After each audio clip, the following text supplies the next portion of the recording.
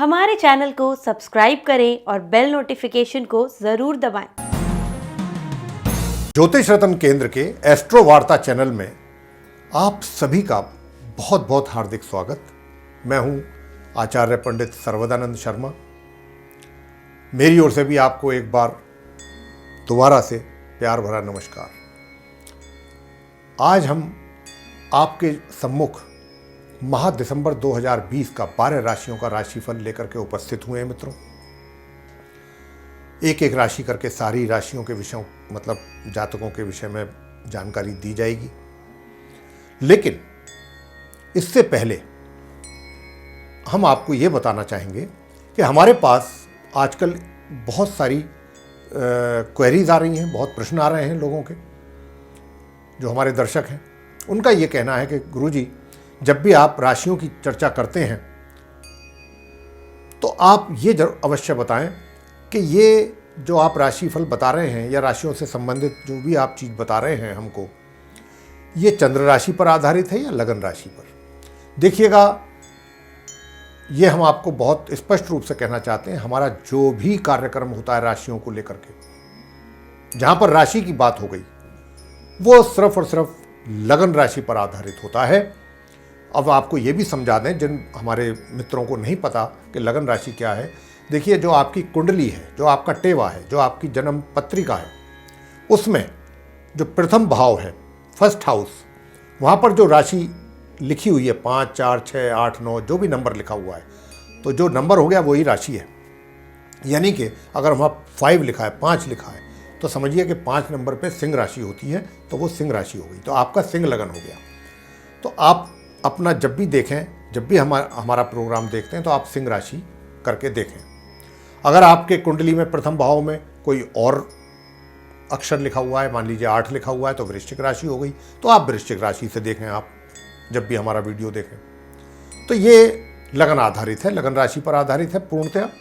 तो आइए अब हम आपसे चर्चा करते हैं राशिफल के विषय में। लेकिन राशिफल से पहले आपको ग्रहों की स्थिति के बारे में बता दें कि इस अवधि में जो ग्रह हैं उनकी गोचर में आसमान में क्या स्थिति रहेगी, कौन ग्रह किस राशि में रहेंगे, कब तक रहेंगे, कब तक नहीं रहेंगे, कब वो वक्री होंगे, कब उल्टी चाल चलेंगे, कब वो सीधी चाल डायरेक्ट होंगे, सीधी चाल चलेंगे, कब वो अस्त होंगे, कब उदय होंगे, इस प्रकार की जानकारी आपको दे देते हैं।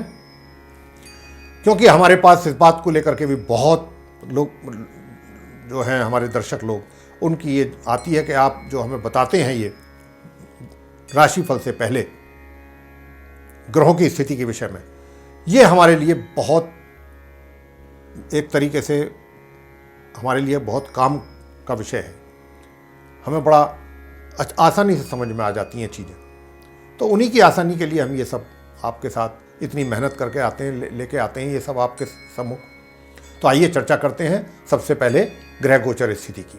तो देखिए, सूर्यदेव वर्तमान में अपनी मित्र राशि वृश्चिक में संचार कर रहे हैं, जो कि 15 दिसंबर 2020 की रात्रि 9:31 पर इस राशि से निकल करके अपनी मित्र राशि धनु में प्रवेश कर जाएंगे तथा माह के अंत तक वे रहेंगे इसी राशि में स्थित। मंगल ग्रह, जो कि वर्तमान में अपनी मित्र राशि मीन में संचार कर रहे हैं, 24 दिसंबर 2020 को प्रातः 10:18 पर ये मीन राशि से निकलकर अपनी स्वयं की राशि मेष में मार्गी एवं उदय अवस्था में प्रवेश करेंगे। बुध वर्तमान में अपनी समराशि वृश्चिक में संचार कर रहे हैं, 17 दिसंबर 2020 को प्रातः 11:37 पर ये मार्गी और अस्त अवस्था में इस राशि से निकलेंगे और अपनी समराशि धनु में प्रवेश करेंगे, जहां पर इनकी युति अपने मित्र ग्रह सूर्य के साथ होगी और यही स्थिति माह के अंत तक बनी रहने वाली है।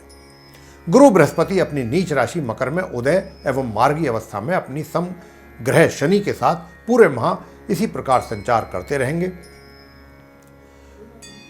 शुक्र वर्तमान में अपनी स्वयं की राशि तुला में संचार कर रहे हैं, 11 दिसंबर 2020 को ये अपनी इस राशि से निकल करके प्रातः 5:16 पर अपनी समराशि वृश्चिक में प्रवेश करेंगे और पूरे माह फिर ये इसी राशि में ही स्थित बने रहेंगे।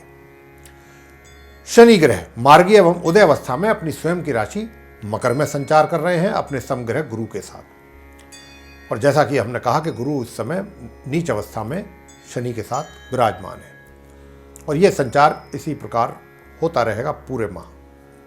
राहु अपनी मित्र राशि वृषभ में पूरे माह संचार करते रहेंगे इसी प्रकार, और केतु अपनी मित्र राशि वृश्चिक में इसी प्रकार संचार पूरे माह करते रहेंगे। तो यह था मित्रों ग्रह गोचर की स्थिति। आगे अब आपसे चर्चा करते हैं आपके राशिफल के विषय में। अब आगे चर्चा करेंगे आपसे मिथुन राशि के जो जातक हैं उनके माह दिसंबर 2020 के राशिफल के विषय में, और सबसे पहले आपको बताएंगे, जानकारी देंगे आपके व्यवसाय के विषय में। तो इस दिसंबर महीने में आपके अपने व्यवसाय यानी रोजगार और व्यापार के हालात सामान्य नहीं रह पाएंगे। कहने का अभिप्राय हमारा यह है कि जिस प्रकार के परिणामों की आप अपेक्षा कर रहे हैं या करेंगे, वैसे परिणामों की प्राप्ति में बहुत ज़्यादा मुश्किलें आपको आएंगी। क्योंकि हम ऐसा इसलिए कह रहे हैं कि आपके व्यवसाय के घर के जो स्वामी हैं वो हैं गुरु बृहस्पति, और वो पूर्ण रूप से नीच अवस्था में होने के कारण आपको अपने कार्य क्षेत्र में भिन्न भिन्न प्रकार की समस्याओं से भी जूझना पड़ेगा। उनके कारण, जो कारण अभी हमने आपको गुरु बृहस्पति का बताया, उस कारण माह के मध्य तक किसी भी प्रकार की यात्रा करने से बचें, क्योंकि इस समय पर की गई यात्राएं आपके लिए लाभकारी सिद्ध नहीं होंगी। हाँ, क्योंकि यात्राओं का योग तो अभी बहुत लंबे समय तक बना रहेगा, तो अगर आप इस महायात्रा करना ही चाहते हैं तो महामध्य के उपरांत ही करें।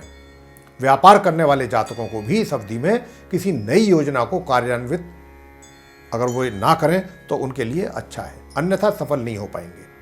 इसी प्रकार जो व्यक्ति रोजगार से जुड़े हुए हैं और वे अभी अपना रोजगार बदलने का विचार कर रहे हैं, तो कोशिश करें कि वर्तमान में आप जिस जगह पर कार्यरत हैं उसी पर ही बने रहने की कोशिश करें। उसमें आपको अगर आप चेंज करना चाहते हैं तो कोई सफलता प्राप्त नहीं होगी और आपके अनुकूल अवसर आपको प्राप्त नहीं होंगे। चुनौतियां तो आपको बराबर आएंगी, जिनका आपको पूरी हिम्मत के साथ सामना करना चाहिए, हमारा ये मानना है और ये कहना है आपसे। वैसे भी आपके ऊपर शनि की ढैया का पूरा प्रभाव बना हुआ है आपके जीवन पर, उसके कारण भी मन आपका कुछ व्याकुल और परेशान बना रहेगा। हालांकि मंगल ग्रह का आपके दशम भाव में स्थित होना आपको राज दरबार में भी, अपने कार्य क्षेत्र में विषम परिस्थितियों में भी आपकी सहायता करेगा और आपके मान सम्मान में कमी नहीं आने देगा। ये था व्यवसाय। आगे चर्चा होगी वित्तीय स्थिति के विषय में।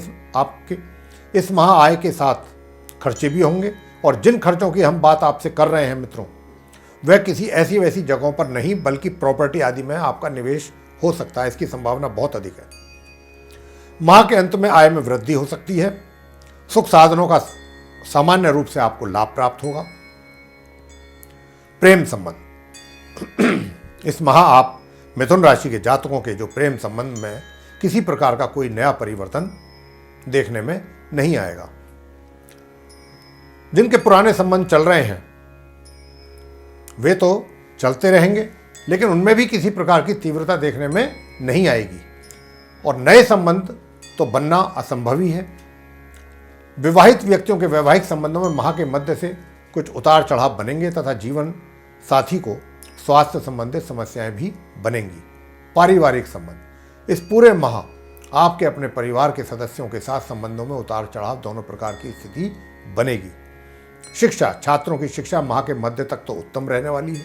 अच्छी प्रगति करेंगे छात्र अपनी शिक्षा को लेकर के, लेकिन उसके पश्चात शिक्षा संबंधित परिणामों में कुछ कमी बनेगी। संतान, आपको इस माह के मध्य तक अपनी संतान के द्वारा अपेक्षित परिणामों की प्राप्ति होती रहेगी, जो अपेक्षा आप कर रहे हैं, मगर उसके पश्चात माह के अंत तक आपको अपनी इच्छा के अनुसार परिणामों की प्राप्ति उनके द्वारा नहीं हो पाएगी, यानी कि आपकी संतान के द्वारा। स्वास्थ्य, माह के मध्य तक तो स्वास्थ्य में मामूली कमी बनेगी तथा मध्य से उत्तरार्ध तक के बीच स्वास्थ्य प्रभावित रहेगा, मगर माह के अंतिम दिनों में आपके स्वास्थ्य में सुधार होगा। छाती में इन्फेक्शन जैसी शिकायत आपको इस माह हो सकती है।